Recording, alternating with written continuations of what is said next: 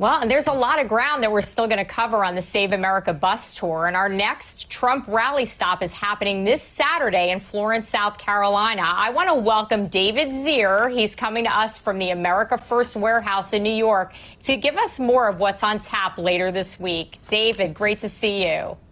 Thank you so much, Karyn. I'm coming to you from the incredible America First warehouse. This place is amazing. Joe Vox has put a great venue together here. So we'll be bringing you live plug-in coverage to everybody on the ground at the Florence rally this Saturday night.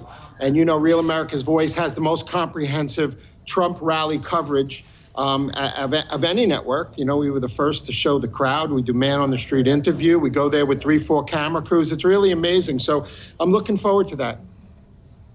We're all looking forward to it. I know there's going to be a watch party there, and I want to thank Joe the Box for doing that. I don't know if you're going to be there. I don't know where you're going to be, but I know we'll definitely have some of our RAV people there in the warehouse. Tell me a little bit about this warehouse. Tell our viewers, just so they have a scope. I see they can see behind you this amazing setup, but it's hard to really put into words. I'm hoping you can describe it from where you're standing. Well, he's had incredible events here. You know, Long Island was leading the country with the convoys and the, protests and dropped the mask mandates and stuff. So the warehouse has been a meeting place of ideas for people. And it's a never-ending morphing venue.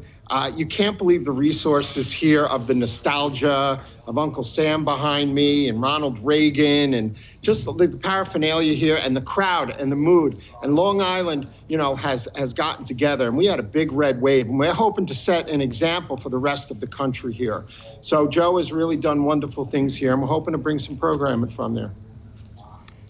It's going to be amazing. And they were out at CPAC in their booth. We were at CPAC in our booth. They're a great organization. They're doing so much. They have, some podcasts and things that are not so far from them on Long Island. And I think so much of us think about New York, and we think about New York being a blue state. But out there on Long Island, that's certainly far from the case. Out there on Long Island, we have all these people that are going to be rallying together while we're covering the rally on the ground at the Trump rally in Florence, South Carolina this Saturday. Really good to see. Is New York being painted with this blue brush when it's not necessarily true? New York is a giant blue brush dipped in the bluest Benjamin Moore color paint. We're blue.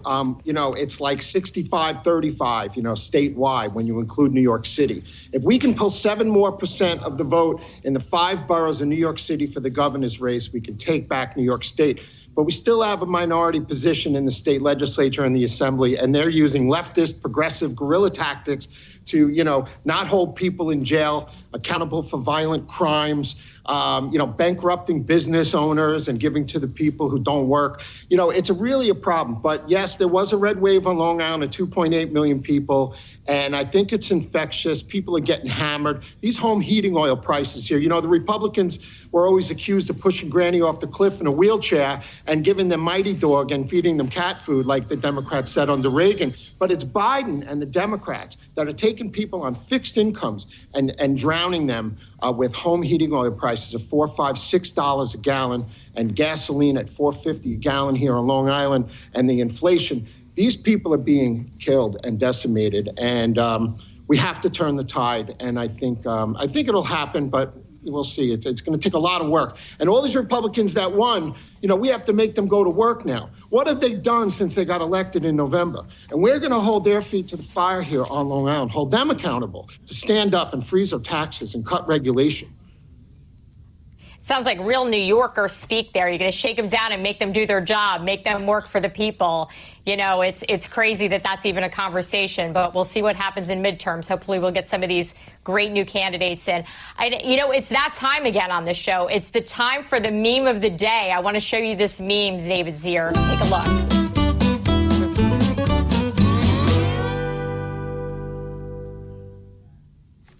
Great meme trending on Truth Social. Joe Biden's brain is like a web browser. 19 tabs are open, 17 are frozen, and he has no idea where the music is coming from. David, pretty accurate stuff, right? Yeah, well, I'm operating on iOS 15, and the White House is running the country on a Commodore 64 with 8 kilobits of memory in 1983 on a 500 baud Hayes modem, there's no leadership, and I hope we can get through to November because I think it's our last chance. You're dating yourself a little bit with this Commodore 64 reference, but unfortunately, I also understand it, and I need to know, did you play Oregon Trail? That is the question of the day. I did, and my favorite game was Beachhead. That was one. But, they're not firing on all cylinders in Washington, so I hope they get their act together.